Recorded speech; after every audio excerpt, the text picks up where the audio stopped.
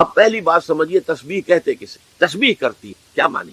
ہم کہتے ہیں سبحان اللہ سبحان اللہ سبحان اللہ، یہ تسبیح ہے۔ اصل میں سبح یسبح کا مادہ عربی زبان میں آتا ہے کسی شے کے تیرنے کے لیے۔ پانی کی سطح پر کوئی چیز چل رہی ہے، یہ تیر رہی ہے۔ خلا میں کوئی سیارہ جو ہے اپنے مدار میں حرکت کر رہا ہے، تیر رہا ہے، گرتا نہیں ہے، وہ اپنے اس مدار، اپنے اس لیول کو برقرار رکھتا۔ اسی سے پھر اب فعل متعدی بنا، کسی شے کو تیرانا۔ سبح للہ ما فی السماوات والارض، کسی شے کو تیرانے کا، اللہ کو تیرانے کا مطلب کیا ہے؟ کہ اللہ تعالیٰ کی ذات کے ساتھ کوئی ایسا تصور شامل نہ کر دیا جائے جو اس کے شان کے شایان نہ ہو۔ گویا کہ ہمارا یہ کہنا اللہ پاک ہے، کس بات سے؟ ہر نقص سے، ہر عیب سے، ہر عجز سے، ہر احتیاج سے، ہر کمزوری سے، ہر ذوق سے پاک ہے۔ وراء الورا ثم وراء الورا ثم وراء۔ یہ ہے تسبیح کہ ذات باری تعالیٰ کے ساتھ کوئی ایسا تصور لاحق نہ ہو جائے جو اس کی شایان شان نہ ہو۔ سبح للہ ما فی السماوات والارض، کائنات کی ہر چیز تسبیح کرتی ہے اللہ کی، ہر چیز اللہ تعالیٰ کو اس کے مقام رفیع کے اوپر بیان کر رہی ہے۔ اور اس میں اتنا زور ہے، سورہ بنی اسرائیل میں فرمایا تسبح لہ السماوات السبع والارض ومن فیہن وَإِن مِّن شَيْءٍ إِلَّا يُسَبِّحُ بِحَمْدِهِ وَلَٰكِن لَّا تَفْقَهُونَ تَسْبِيحَهُمْ إِنَّهُ كَانَ حَلِيمًا غَفُورًا۔ ساتوں آسمان اور یہ زمین اور جو کچھ ان میں ہے وہ اللہ کی تسبیح میں لگے ہوئے، کوئی شے نہیں ہے جو اللہ کی تسبیح اور حمد میں نہ لگے۔ وَإِن مِّن شَيْءٍ إِلَّا يُسَبِّحُ بِحَمْدِهِ وَلَٰكِن لَّا تَفْقَهُونَ تَسْبِيحَهُمْ، لیکن تم ان کی تسبیح کو سمجھ نہیں سکتے، جان نہیں۔ اس امت میں سے کچھ لوگ جو بیدار ہو جائیں، جو ہوش میں آ جائیں، جو جاگ جائیں، جنہیں یاد آ جائے۔ مجھے بڑا پسند ہے یہ ہمدرد کے جو پرچے بچوں کے لیے خاص طور پر جو رسالہ نکلتا ہے، اس میں آپ نے دیکھا ہوگا جاگو اور جگاؤ، جاگو اور جگاؤ، بڑی اچھی اصطلاح ہے، بڑی عام پہل۔ خود جاگو اور جو جاگ جائیں دوسروں کو جگائیں، بیدار کریں۔ جو جاگ گئے ہیں، جنہیں یہ ہوش آ گیا ہے میں مسلمان ہوں، میری ذمہ داری ہے، میں تو بحیثیت مجموعی اس امت کا فرد ہوں جو دنیا والوں کی بھلائی کے لیے برپا کی گئی، میرے ذمے تو بڑا عظیم فریضہ ہے۔ وہ فریضہ ہے کہ جو اللہ تعالیٰ اپنے رسولوں کے سپرد کرتا رہا ہے، امر بالمعروف اور نہی عن المنکر۔ جسے یہ ہوش آ جائے اب وہ دوسروں کو جگائے، جو جاگتے جائیں وہ ایک امت بن جائے، چھوٹی امت، جیسے آپ کہتے ہیں party with in party, state with in state, ریاست میں ریاست، پارٹی میں پارٹی، ایک بڑی امت ہے۔ 1 ارب سے زیادہ کی تعداد میں امت محمد ہے اس وقت دنیا میں صلی اللہ علیہ وسلم، لیکن سوئے ہوئے ہیں۔ کس اعتبار سے سوئے ہوئے ہیں؟ دنیا کے اعتبار سے سوئے ہوئے نہیں ہیں۔ ہر شخص اپنی بہتری کے لیے کوشاں ہے، زور لگا رہا ہے، دن رات محنت کر رہا ہے۔ دین کے اعتبار سے سو گئے، بحیثیت امت محمد جو ذمہ داری تھی اس کے اعتبار سے سوئے ہوئے۔ تو جو جاگ جائیں وہ جاگیں، آپس میں مل جل کر اس بڑی امت میں ایک چھوٹی امت بنائے۔ وَلْتَكُمْ مِنْكُمْ أُمَّةٌ يَدْعُونَ إِلَى الْخَيْرِ، تم میں سے ایک امت تو ایسی لازماً ہونی چاہیے جو خیر کی طرف بلائے اور نیکی کا حکم دے اور بدی سے روکے۔ اور نوٹ کیجئے آخری ٹکڑا اس آیت کا، وَأُولَٰئِكَ هُمُ الْمُفْلِحُونَ، یہ جان لو کہ صرف وہی ہوں گے فلاح پانے والے، یہ سوئے ہوئے فلاح نہیں پائیں۔ جو جاگ جائیں گے اور جگائیں گے اور جو اپنے اس فرض منصبی کو ادا کریں گے، یدعون الی الخیر ویامرون بالمعروف وینہون عن المنکر، صرف وہ ہوں گے فلاح پانے والے۔ اولئک هم المفلحون۔ آپ صدق کے دل سے دعا کیجئے، اللہم ربنا اجعلنا منہم، اے اللہ ہمیں بھی ایسے لوگوں میں شامل ہونے کی توفیق عطا۔ پہلا تمہیدی مضمون میرا ختم ہوا، ذہن میں ٹانکتے جائیے۔ خلاصہ کیا ہے؟ امت مسلمہ کی غرض تاسیس یا شہادت علی الناس کہیے یا امر بالمعروف اور نہی عن المنکر۔ اب دوسرا مضمون ہے، اس کے لیے ذرا یہ الٹ لیجئے آخری صفحے پر، چونکہ یہ 2 ورقہ ہے، اس پر میں نے ایک بڑی محنت کر کے قرآن مجید کے 9 مقامات منتخب کیے۔ ایک مضمون کو واضح کرنا مقصود ہے۔ وہ مضمون کیا ہے؟ پہلے اس بات کو سمجھیے، بدقسمتی سے ہمارے اس دور میں بہت سے انتہائی نیک لوگ، انتہائی نیک نیت لوگ، پھر یہ کہ دین کے لیے حرکت بھی کر رہے ہیں، جاتے ہیں، گھروں سے نکلتے ہیں، محنت کرتے ہیں، جد و جہد کرتے ہیں، لیکن ایک مغالطے میں مبتلا ہوں۔ وہ مغالطہ کیا ہے کہ صرف نیکی کی تلقین کفایت کرتی ہے، نہیں عن المنکر کی ضرورت نہیں۔ کسی برائی پر تنقید کا کوئی فائدہ نہیں، بھلائی کی تلقین کرو، جب بھلائی پھیلے گی خود بخود جو بدی ہے وہ رفع ہو جائے۔ بعض اعتبارات سے بات بڑی وزنی بات ہوتی ہے، تم روشنی پھیلاؤ، تاریکی خود بخود کافور ہو جائے۔ بھلائی کا پرچار کرو، بھلائی کو پھیلاؤ، بدی جو ہے خود بخود جو ہے وہ ملیا میٹ ہو جائے گی۔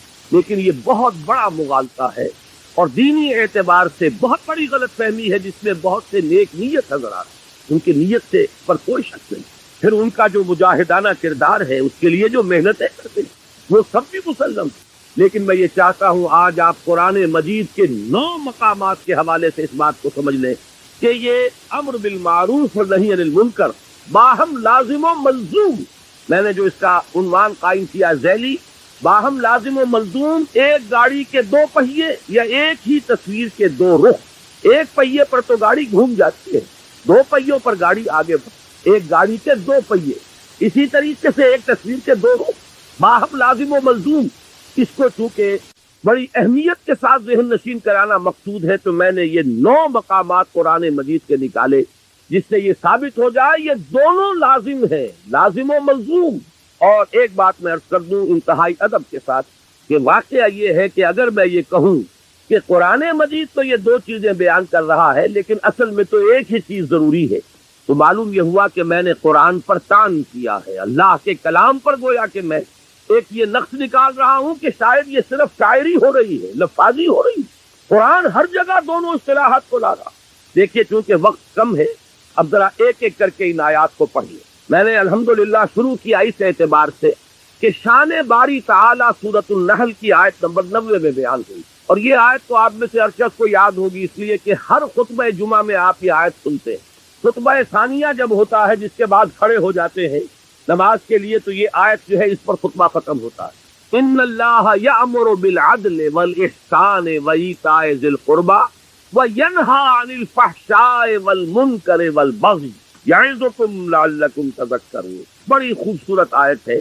اللہ تعالیٰ نے ایسا کمال توازن پیدا کیا، حکم بھی دیا 3 باتوں کا، روکا بھی 3 باتیں۔ عجیب توازن ہے، ذرا غور کیجئے اس کے حسن توازن، توازن ہی میں سارا حسن ہوتا ہے۔ 2 چیزیں ہیں، اگر آپ نے توازن ڈسٹرب کر دیا اس میں حسن باقی نہیں رہے گا۔ ان اللہ یامر بالعدل والاحسان وایتاء ذی القربى، اللہ حکم دیتا ہے عدل کا، احسان کا اور قرابت داروں کا حق ادا کرنے۔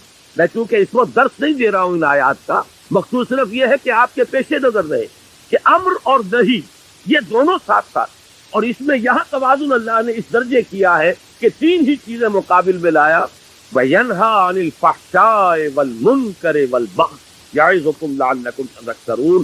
اللہ بھی نیکیوں کا حکم دیتا ہے تو بدیوں سے روکتا بھی، ورنہ اگر وہ فلسفہ درست ہوتا کہ محض نیکی کی تلقین سے بدی خود بخود کافور ہو جائے گی، تو بدی کی نشاندہی کر کے اس سے روکنے کی اضافی طور پر ضرورت نہیں۔ آگے چلیے نمبر 2، تقاضائے فطرت و حکمت۔ یہاں میں نے سورہ لقمان کی آیت لی ہے۔ حضرت لقمان کے بارے میں آپ حضرات کے علم میں ہوگا، نہ وہ نبی تھے نہ کسی نبی کے امتی تھے، سلیم العقل سلیم الفطرت انسان، حکیم اور دانا انسان۔ انہوں نے اپنے غور و فکر سے جو نتائج اخذ کیے ہیں وہ ہیں جو قرآن مجید نے سورہ لقمان کے 2 رکوع میں جو وصیتیں انہوں نے اپنے بیٹے کو کی تھی۔ فَإِذْ قَالَ لُقْمَانُ لِابْنِهِ وَهُوَ يَعِظُهُ يَا بُنَيَّ لَا تُشْرِكْ بِاللَّهِ، یہاں سے قرآن مجید نے حضرت لقمان کو امر بنا دیا، اس لیے کہ ان کا ذکر جب تک قرآن ہے ان کا ذکر موجود ہے، اور ہمیشہ قرآن رہے گا، ان کا ذکر موجود رہے گا۔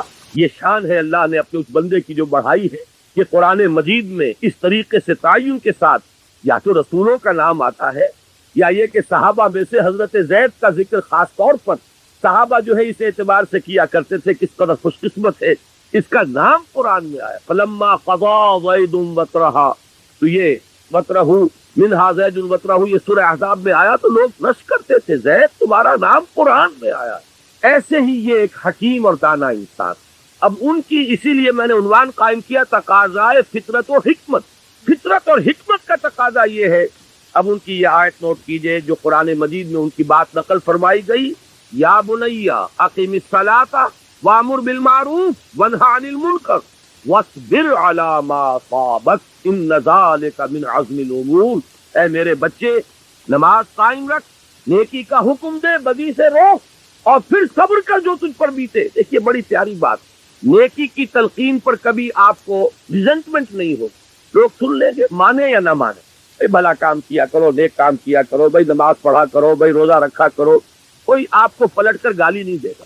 یہ دوسری بات ہے کہ جیسے چکنے گھڑے پر پانی پڑتا ہے اور نکل جاتا ہے، اور ایک کان سے سنا دوسرے کان سے نکال دیا، لیکن اصل میں جب جوابی کارروائی ہوتی ہے لوگوں کی طرف سے، جب آپ کسی بدی پر روکے، اس وقت پھر ریزنٹمنٹ ہوتی ہے، اس وقت پھر جو ہے ریٹیلیشن ہوتی ہے۔ چھوٹے سے بچے کو کہہ کر دیکھیے کہ بیٹے یہ کھیلنے کی جگہ نہیں ہے، یہ کرکٹ کا میدان نہیں ہے، یہ سڑک ہے، کسی کا سر پھوڑ دو گے، کسی کی گاڑی کا شیشہ توڑ دو گے، لیکن ذرا کہہ کے دیکھیے پھر آپ کا وہاں سے اپنی عزت کو سالم لے کر واپس چلا جانا آسان نہیں ہوگا۔ چھوٹی سی چھوٹی بات کہہ کر دیکھیے کسی کو۔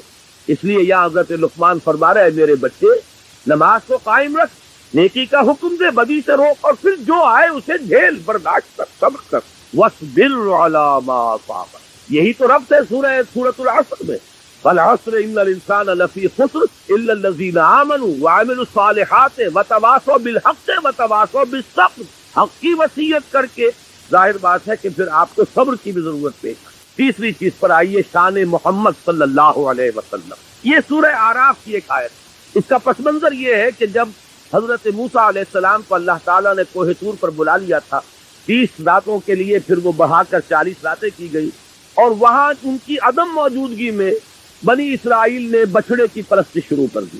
تو جب وہ واپس آئے ہیں تو بہت غضبناک ہوئے، وہ تو آپ کے علم میں پورا واقعہ ہے۔ پھر سب سے بڑی توبہ ہوئی ہے تاریخ میں، 70,000 یہودی قتل ہوئے ہیں اس مرتد ہونے کی پاداش۔ ہر قبیلے میں سے جنہوں نے شرک کیا تھا، تو جو لوگ توحید پر قائم رہے انہیں حکم دیا گیا کہ اپنے رشتہ داروں کو سوا۔ مرتد کی سزا اسلام میں قتل ہے۔ انہوں نے اسلام لانے کے بعد، نبی کے ساتھی ہونے کے بعد، اور گائے کی پرست کی، یہ سارا جو ہے جس کو آج کی اصطلاح میں آپ فرض بھی کہہ سکتے ہیں، بہت بڑا فرض ہوا یہ اپنی اس پارٹی کا۔ اس کے بعد کوہ طور پر وہ 70 سرکردہ لوگوں کو لے کر حاضر ہوئے۔ دعا کی پروردگار ہم سے خطا ہو گئی ہے، معاف فرما دے، اور ہمارے لیے رحمت کا فیصلہ فرما دے۔ اس کا جواب دیا گیا کہ ایک تو میری رحمت عام ہے، وہ تو ہر شے کے ساتھ، رحمتی وسعت کل شے۔ ایک میری خاص رحمت ہے جو میں نے لکھ دی ہے اپنے ان بندوں کے لیے جو میرے رسول نبی امی پر ایمان لائے صلی اللہ علیہ وسلم۔ یہ سورہ اعراف کی آیت نمبر 157 ہے۔ اس نبی امی کی جو شان بیان ہوئی ہے صلی اللہ علیہ وسلم، وہ آیت ہے یہ، الذین یتبعون الرسول النبی الامی الذی یجدونہ مکتوبا عندہم فی التوراۃ والانجیل۔ وہ لوگ کہ جو پیروی کریں گے میرے رسول نبی امی کی، جس کو وہ دیکھیں گے، موجود پائیں گے لکھا ہوا اپنے پاس تورات اور انجیل میں، یعنی جن کی پیشین گوئیاں درج ہوں گی۔ اب وہ نبی جب آئیں گے کیا کریں گے؟ دیکھیے پہلا کام کیا ہے، یامرہم بالمعروف وینہاہم عن المنکر ویحل لہم الطیبات ویحرم لہم الخبائث۔ نبی جب آئیں گے میرے نبی امی، میرے رسول نبی امی صلی اللہ علیہ وسلم، کیا کریں گے؟ انہیں نیکیوں کا حکم دیں گے، بدی سے روکیں گے، ان کے لیے طیب چیزوں کو حلال ٹھہرائیں گے، اور ناپاک اور گندی اور خبیث چیزوں کو حرام کر۔ لیکن اس میں پہلی شے جو آ رہی ہے وہ کیا ہے؟ وہی گاڑی کے دونوں پہیے لازم و ملزوم، یامرہم بالمعروف وینہاہم عن المنکر۔ نمبر 4، شان صحابہ رضی اللہ تعالیٰ عنہ۔ اب آپ نے نوٹ کیا ہوگا میں درجہ بدرجہ سیڑھی اتر رہا ہوں، شان باری تعالیٰ سب سے اوپر، پھر وہ فطرت اللہ التی فطر الناس علیہا، اس کو انسانوں کی فطرت کو کہا گیا فطرت اللہ، اس لیے نمبر 2 پر اس کو لایا ہوں، نمبر 3 پر رسول صلی اللہ علیہ وسلم، نمبر 4 پر صحابہ، درجہ بدرجہ نیچے اتر رہے ہیں۔ صحابہ کی شان کیا ہے؟ سورہ توبہ کی آیت نمبر 71، والمومنون والمومنات بعضهم اولیاء بعض یامرون بالمعروف وینہون عن المنکر۔ مومن مرد اور مومن عورتیں آپس میں ایک دوسرے کے ساتھی ہیں، پشت پناہ ہیں، مددگار ہیں، حمایتی ہیں، اور ان کی شان کیا ہے؟ یامرون بالمعروف وینہون عن المنکر، نیکی کا حکم دیتے ہیں، بدی سے روکتے ہیں۔ اس کا ذرا کانورس بھی دیکھ لیجئے۔ یہ کانورس کا لفظ شاید میری عمر کے لوگوں کو یاد آیا ہو جنہوں نے انگریزی میں میٹرک میں جیومیٹری پڑھی تھی۔ ہر تھیورم کا ایک کانورس ہوتا ہے، ایک نظریہ ہے، ایک اس کا عکس، تو اس کا بھی ایک عکس۔ منافقین کی شان بیان ہوئی ہے، کیفیت منافقین، اسی سورہ توبہ کی آیت نمبر 67 میں، المنافقون والمنافقات بعضهم من بعض یامرون بالمنکر وینہون عن المعروف۔ لفظ دونوں یہاں بھی آ گئے، یہ منافق مرد اور منافق عورتیں، یہ ایک دوسرے میں سے ہیں، یہ ایک دوسرے کے ساتھی ہیں، پشپنا ہیں، مددگار ہیں۔ وہ کیا کرتے ہیں؟ وہ نیکی سے روکتے ہیں اور بدی کا حکم دے۔ یا میں ذرا ایک حدیث بھی آپ کو سنا دوں۔ ایک مرتبہ حضور نے صحابہ کرام سے فرمایا تم لوگوں کا کیا حال ہوگا، کیف انتم اذ لا تأمرون بالمعروف ولا تنہون عن المنکر، کیا حال ہو جائے گا مسلمانوں تمہارا جب تم نیکی کا حکم دینا چھوڑ دو گے اور بدی سے روکنا چھوڑ دو گے۔ صحابہ حیران ہوئے، ان کے لیے تو یہ ناقابل قیاس، ناقابل گمان بات۔ انہوں نے کہا اوا کائن ذالک یا رسول اللہ، انہوں نے حیرت کے ساتھ کہا ہے اللہ کے رسول کیا ایسا ہونے والا ہے؟ آپ نے فرمایا بل اشد من ذالک سیکون، تم اسی پر حیران ہو رہے ہو میرے صحابہ، اس سے بھی زیادہ شدید کیفیت پیدا ہو جائے۔ اب وہ حیران ہوئے، وہ کیا ہوگی؟ فرمایا تامرون بالمنکر فتنہون عن المعروف، وہ دور بھی آ جائے گا کہ تم منکر کا حکم دو گے اور بدی کا حکم دو گے اور نیکی سے روکو۔ یہ وہ شان ہے منافقین کی کیفیت۔ گویا کہ حضور نے فرمایا ایک وقت آئے گا میری امت میں یہ نفاق عام ہو جائے۔ آج آپ کا معاشرہ وہی ہے، نیکی کے راستے پر چلنا بہت مشکل، بدی کے راستے کھلے ہیں، کشادہ ہے، کوئی ریزسٹنس ہے ہی نہیں۔ کوئی نوجوان ذرا داڑھی رکھ لے، تمام رشتہ دار، اعزاء، قریب، والدین وہ اس کے سر کو اس پر سوار ہو جائے گی تم نے کیا کیا۔ ذرا گھر میں کوئی شرعی پردہ کر کے نافذ کر کے دیکھیے، you will be an outcast, آپ اپنے معاشرے سے نکال دیے جائیں، آپ بالکل آپ کا تعلق جو ہے وہ معاشرے سے عزیزوں سے کٹ جائے، کر کے دیکھ لیجیے۔ اس لیے کہ حضور نے فرمایا تھا بل اشد من ذالک سیکون، کہ میری امت پر وہ وقت بھی آنے والا ہے کہ صرف یہی نہیں ہوگا کہ نیکی کا حکم دینا روک دیں گے اور بدی سے روکنا جو ہے وہ چھوڑ دیں گے، بلکہ اشد من ذالک سیکون، اور وہ کیا ہے؟ تامرون بالمنکر وتنہون عن المعروف، جو کہ اس وقت منافقین کی ساتھ۔ آگے آئیے، یہ چھٹی آیت میں ابھی آپ کو سنا چکا ہوں پہلے ہی، امت کا فرض منصبی، کنتم خیر امت اخرجت للناس تامرون بالمعروف وتنہون عن المنکر۔ نمبر 7، دور زوال میں امت مسلمہ کے لیے سہ نکاتی لاہ عمل کا نقطہ عروج، یہ 3 آیات جو یہاں درج ہیں۔ میں نے ایک تقریر کی تھی آپ کے اسی شہر کراچی میں ایک مسجد میں آج سے 4 سال قبل، اس پر مفصل خطاب ان 3 آیات کی روشنی میں ایک لائحہ عمل کیا کرے اس حال میں، کس طریقے سے صورتحال تبدیل ہو۔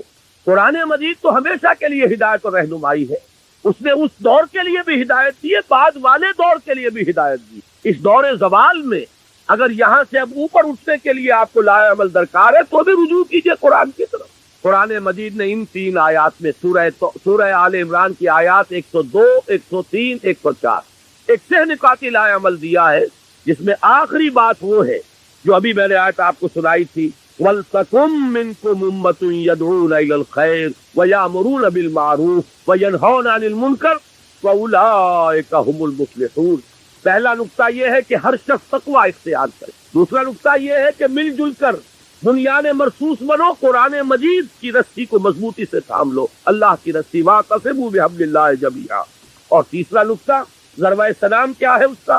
وَلْتَكُن مِّنكُمْ أُمَّةٌ يَدْعُونَ إِلَى الْخَيْرِ وَيَأْمُرُونَ بِالْمَعْرُوفِ وَيَنْهَوْنَ عَنِ الْمُنكَرِ وَأُولَٰئِكَ هُمُ الْمُفْلِحُونَ۔ تم میں سے ایک جماعت تو ایسی قائم ہونی چاہیے جو یہی 3 کام کرے اور کوئی کام نہ کرے۔ میں یہاں پر عرض کر دوں کہ واقعہ یہ ہے کہ آج وہ بعد میں تفصیل سے گفتگو ہوگی، ہماری دینی جماعتیں بھی اپنے اصل ہدف سے ہٹ چکی۔ اس وَلْتَكُن مِّنكُمْ أُمَّةٌ، اس کے کرنے کے صرف 3 کام قرآن نے بتائے، خیر کی طرف دعوت، نیکی کا حکم، بدی سے روکنا۔ یہ پاور پالیٹکس میں اپنے آپ کو ملوث کر لینا، کبھی کسی کا پاسنگ بن جانا، کبھی کسی کا ضمیمہ بن جانا، ادھر سے ادھر جو سیاسی اعتبار سے لڑکتے رہے، یہ در حقیقت اپنے اصل ہدف سے ہٹ جانے کی بنا پر وہ تیر نیم کش جس کا نہ ہو کوئی ہدف، اپنے اصل ہدف سے، ہمارے یہ جو لائحہ عمل کا جو ہدف ہے اس سے ہٹ چکے۔ بہرحال اس کے ضمن میں عرض کر دوں کہ وہ جو میں نے تقریر کی تھی، وہ بھائی جمیل الرحمان صاحب، اللہ تعالیٰ انہیں صحت بھی دے اور عمر بھی دے، انہوں نے میری کتنی ہی تقریریں ہیں، بڑا مشقت طلب کام ہے یہ ٹیپ سے اتارنا، اور یہ کر رہے ہیں، کم سے کم میں سمجھتا ہوں کہ 15 برس ہو گئے ہیں انہیں یہ کام کرتے ہوئے۔ میری بہت سی تقریریں ایسی ہیں جو انہی کے ذریعے سے وہ کتابی شکل میں آئی۔ اسی کراچی میں نے ایک تقریر کی تھی، اسی آیت کے حوالے سے جو ابھی سورہ اعراف کی ہم نے پڑھی ہے، اس میں اہل ایمان کے بارے میں فرمایا کہ وہ لوگ کیا کریں گے فالذین آمنوا بہ وعزروہ ونصروہ واتبعوا النور الذی انزل معہ اولئک هم المفلحون۔ ہمارے اس رسول نبی امی کو جو لوگ ان پر ایمان لائیں گے، ان کی تعظیم کریں گے، ان کی مدد کریں گے، اور جو نور ان کے ساتھ نازل کیا جائے گا اس کا اتباع کریں گے، وہی فلاح پانے والے ہوں گے۔ وہ تقریر بھی انہوں نے اتاری تھی، وہ چھپ چکی ہے، کتنے ایڈیشن اس کے۔ نبی اکرم صلی اللہ علیہ وسلم سے ہمارے تعلق کی بنیادیں الحمدللہ بہت پسند کیا گیا، وہ عوام میں، خواص میں، اس لیے کہ ایک بالکل نقطۂ نظر سامنے آیا۔ یہ وہ مختلف نقطۂ نظر کہ آیا صرف درود پڑھ دینے سے حق ادا ہو گیا، یا یہ کہ عید میلاد منا لینے سے حق ادا ہو گیا حضور کا صلی اللہ علیہ وسلم، یا جلوس نکال دینے سے حق ادا ہو گیا، یا کوئی اور ذمہ داریاں ہیں ہماری نبی اکرم صلی اللہ علیہ وسلم کے بارے میں۔ اسی طرح اس تقریر کو بھی انہوں نے اتارا تھا، اور اب وہ بھی کتاب کی شکل میں شائع ہو رہی ہے۔ لیکن تازہ میثاق جو میں خاص طور پر حکم دے کر آیا تھا کہ اس کو جلدی سے شائع کیا جائے، اور بائی ایئر کارگو میں نے منگوایا ہے، آج اس کے نسخے باہر موجود ہیں۔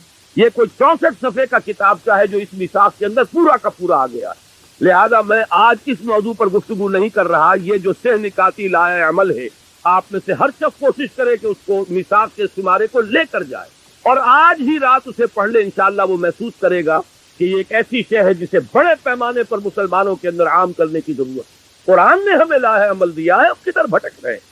جیسے حضور صلی اللہ علیہ وسلم، مجھے غزوہ حنین کا وہ وقت یاد آ رہا ہے جب صحابہ، کیونکہ بوچھاڑ ہوئی تھی تیروں کی، بڑی سخت بوچھاڑ، جب حضور اور مسلمانوں کا لشکر جب جا رہے تھے تو ایک تنگ درے میں، پہاڑی کے درے میں سے گزر رہے تھے، اور پہاڑی کے دونوں طرف جو ہے پہاڑوں پر اس درے کے وہ کفار پہلے سے بیٹھے ہوئے تھے، اور انہوں نے جو پھر بوچھاڑ کی ہے تیروں کی تو بھگدڑ بچ گئی۔ اس وقت حضور صلی اللہ علیہ وسلم نے ایک آواز بلند کی، الیہ یا عباد اللہ، الیہ یا عباد، اے اللہ کے بندوں کدھر جا رہے، آؤ میری طرف۔ میں یہ عرض کر رہا ہوں، قرآن آج پکار رہا، الیہ یا عباد اللہ، آؤ میری طرف، میرے پاس پروگرام ہے، میرے پاس لائحہ عمل ہے، میرے پاس ہدایت، لیکن تم نے مجھے اپنا امام بنایا ہی نہیں۔ یہی وجہ ہے کہ میں نے اس کتاب سے کا انتصاب لکھا ہے، یہ جو شروع میں ہوتا ہے، ان باہمت لوگوں کے نام جو قرآن حکیم کو واقعتاً اپنا امام بنانے کا عزم کر لیں۔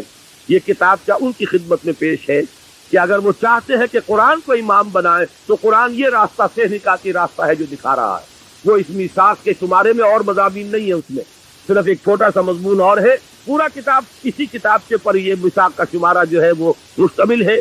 وہ میں پھر عرض کر رہا ہوں کہ لے کر جائیے، یوں سمجھیے کہ میرے آج کے درس کا یہ تتمہ ہے، تکملہ۔ اب آ جائیے اس موضوع کی طرف۔ ہم نے 7 مقامات دیکھ لیے کہ جہاں امر بالمعروف اور نہی عن المنکر لازم و ملزوم۔ 8واں یہ سورہ حج کی آیت نمبر 41 ہے، اصحاب اقتدار کا فرض عین، الذین ان مکناہم فی الارض اقاموا الصلاة وآتوا الزکاة وامروا بالمعروف ونہوا عن المنکر وللہ عاقبۃ الامور۔ وہ لوگ کہ جنہیں اگر ہم اختیار اور اقتدار اور تمکن فی الارض، حکومت عطا فرما دیں تو وہ کیا کریں گے؟ نماز قائم کریں گے، زکوٰۃ کا نظام قائم کریں گے، نیکیوں کا حکم دیں گے، بدی سے روکیں۔ وہی امر بالمعروف اور نہی عن المنکر، گاڑی کے دونوں پہیے۔ آخری مقام وہ ہے جو آج آپ نے آیات ابھی سنی عزیزم اسد الرحمان صاحب سے، یہ ہے سرفروش اور جانباز اہل ایمان کے اوصاف کا ذروہ سنام۔ یہ آیات کاش کے پورا کا پورا درس ان 2 آیتوں پر ہوتا۔ اس کا آغاز ہوا ان اللہ اشتری من المؤمنین انفسهم واموالهم بان لهم الجنہ۔ اللہ نے تو اہل ایمان سے ان کی جانیں اور مال خرید لیے ہیں جنت کے عوض۔ جنت چاہیے تو جان اور مال میرے حوالے کر دو۔ جو بھی باشعور صاحب ایمان ہے وہ گویا کہ اللہ کے ساتھ ایک بیع و شرا کر چکا، اپنی جان اور مال اللہ کے ہاتھ فروخت کر چکا۔ لہذا اسی کا مظہر یہ تھا کہ وہ لوگ سرفروشی اور جانفشانی جب پکارا گیا میدان میں آ گئے، جان ہتھیلی پر رکھ کر۔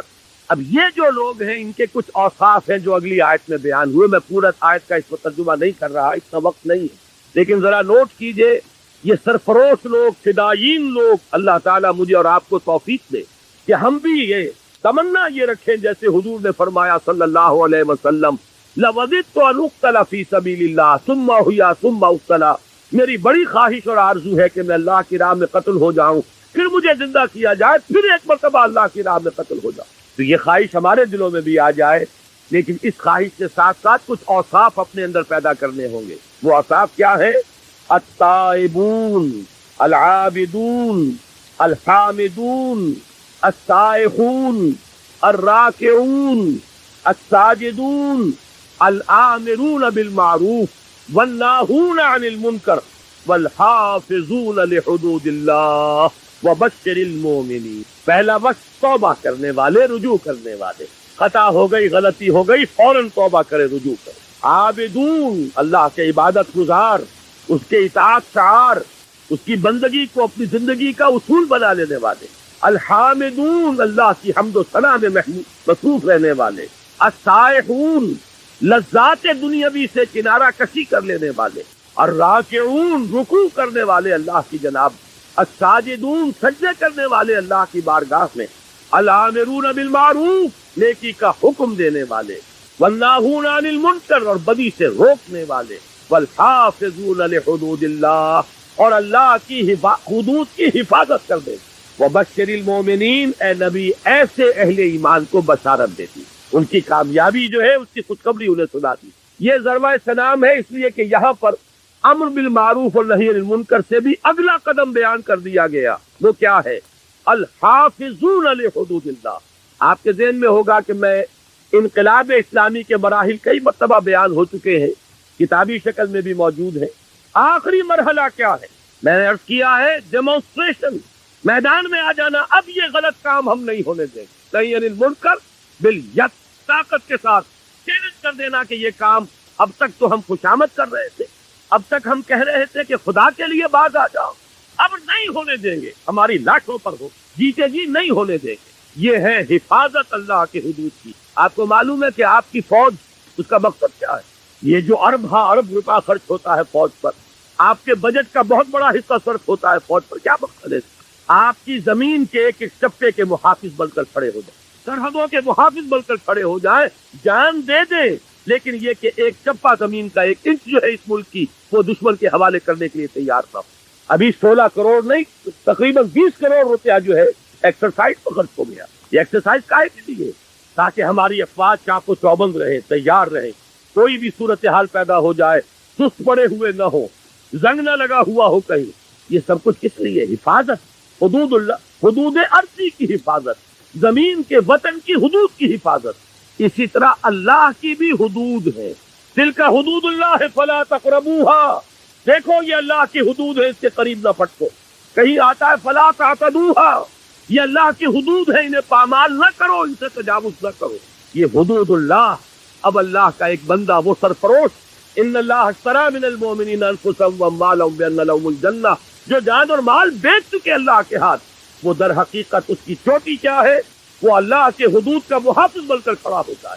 میرے جیتے جی یہ حد لا کی حد جو ہے یہ پامال نہیں کی جائے گی. میں زندہ رہوں اور اللہ کی حدود جو ہے پامال کر دی جائے، نہیں ہوگا. جب یہ الفاظ میں کہہ رہا ہوں، مجھے حضرت ابوبکر صدیق یاد آ گئے رضی اللہ تعالیٰ عنہ. انہوں نے یہی فرمایا تھا، ایبدل الدین وانا حی، کیا دین کے اندر تغیر کر دیا جائے گا جبکہ میں ابھی زندہ ہوں؟ میری زندگی میں نہیں.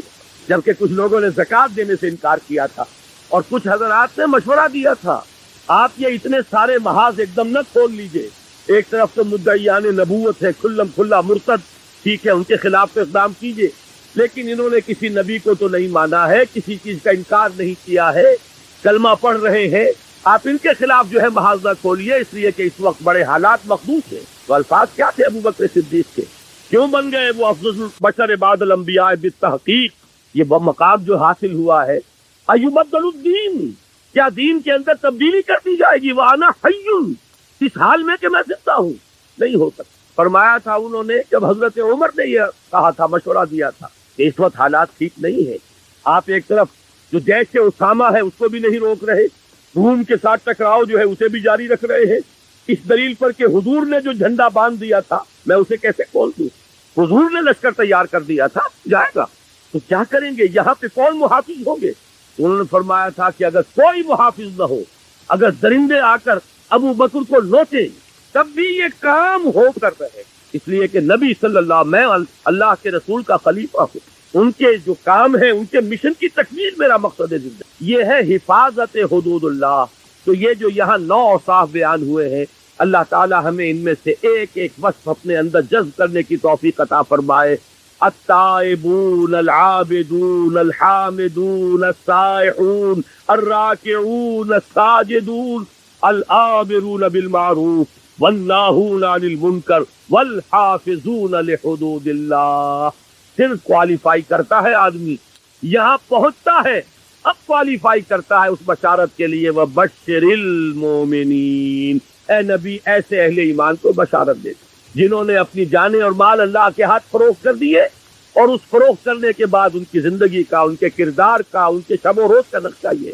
بہرحال اگرچہ اس میں کئی دوسرے مضامین بھی ضمنی طور پر آ گئے، لیکن میرے اس بیان کا مقصد کیا تھا؟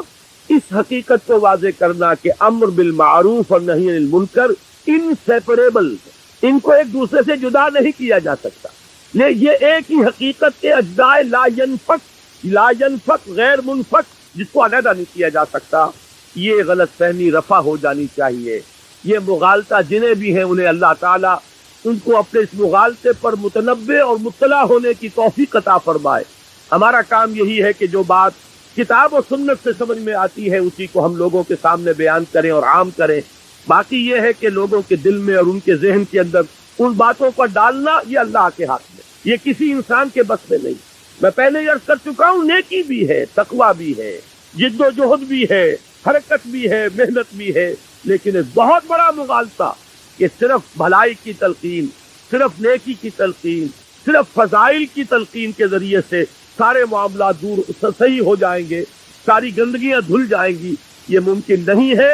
قرآن مجید 9 مقامات پر اگر امر بالمعروف اور نہی عن المنکر کو متوازن طریقے سے، بالکل بیلنس اجزاء لا ینفک کی حیثیت سے بیان کر رہا ہے، تو ہم میں سے کسی کو یہ حق نہیں پہنچتا کہ اس میں سے کسی ایک کو غیر ضروری یا اضافی قرار دے دے۔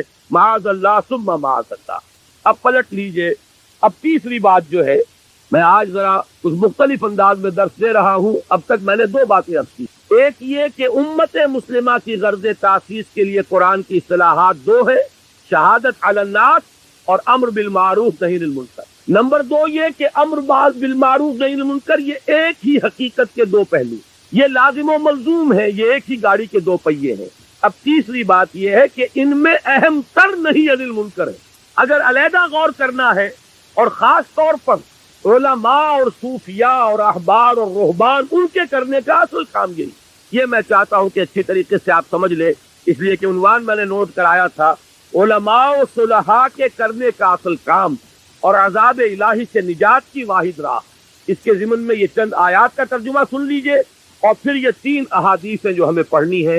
بڑی محنت کے ساتھ اسے چھپا کر لایا ہوں آپ کے لیے، بہت مواد ہے ان 2 اوراق کے اندر، 4 صفحے ہیں، لیکن آپ جا کر غور کریں گے یہ پوری کتاب کا مضمون ہے جو اس کے اندر جمع کر دیا گیا، لیکن یہ کہ آپ کے پاس یہ بڑا ہینڈی رہے گا، آپ کی جیب میں رکھا رہے گا، غور کرتے رہیے، ان آیات کو یاد کرتے رہیے، یہ احادیث ہر وقت آپ کے سامنے رہے، آپ لوگوں کو سمجھائیے، سنائیے۔ اور یہ احادیث کا عکس میں نے لیا ہے اور اس کو شائع کیا ہے مکمل حوالوں اور متن کے ساتھ۔ اگر ویسے ہی تقریر کے اندر صرف حدیث کا مفہوم آ جائے تو یاد نہیں رہتا، آگے آپ بات کر نہیں سکتے۔ دیکھیے سورہ مائدہ میں بنی اسرائیل پر تنقید ہوئی ہے۔ بنی اسرائیل کے بارے میں جو بھی میری تقاریر میں شریک ہوتے رہے ہیں، بارہا وہ حدیث سامنے آئی، اور آج وہ میثاق کے اندر بھی آپ کو وہ حدیث مل جائے گی کہ حضور نے خبر دی تھی کہ میری امت میں بھی وہ ساری خرابیاں پیدا ہوگی جو بنی اسرائیل میں پیدا ہو، یہاں تک کہ اگر وہ گوہ کے بل میں گھسے تھے تو میری امت بھی گھسے گی، اور اگر ان میں کوئی بدبخت ایسا اٹھا تھا جس نے اپنی ماں سے زنا کیا ہو تو میری امت میں بھی کوئی نہ کوئی ایسا پیدا ہوگا جو یہ حرکتیں شنی کرے۔ اسی کے حوالے سے ذرا بنی اسرائیل پر جو تنقید قرآن نے کی ہے سورہ مائدہ میں، اس کو پڑھیے۔ فرمایا وَتَرَىٰ كَثِيرًا مِّنْهُمْ، یہ آیات نمبر 62 اور 63 ہے، اور تم دیکھتے ہو ان میں سے بہتوں کو يُسَارِعُونَ فِي الْإِثْمِ وَالْعُدْوَانِ وَأَكْلِهِمُ السُّحْتَ، مسارعت کہتے ہیں ایک دوسرے سے آگے نکلنے کی کوشش، دوڑ لگی ہوئی ہے ان میں، کہنے کو مسلمان، کہنے کو اللہ کے نام لیوا، کہنے کو موسیٰ کے امتی، کہنے کو تورات کے ماننے والے، سینکڑوں نبیوں کے نام لیوا، ابراہیم کے نسل سے، لیکن حال کیا ہے عملاً؟ ترى كثيرا منهم يسارعون في الإثم والعدوان وأكلهم السحت، تین کاموں میں ایک دوسرے سے بڑھنے کی کوشش کر رہے ہیں. وہ کیا ہے؟ اسم، گناہ کا کام، حق تلفی کا کام، لوگوں کے حقوق ضبط کرنے اور سلب کرنے کا کام، والعدوان اور زیادتی اور ظلم، تعدی، واکلہم السحت اور حرام خوری کے اندر سود خوری ہو رہی ہے، حرام خوری ہو رہی ہے، جوا ہو رہا ہے. آپ کے اس ملک میں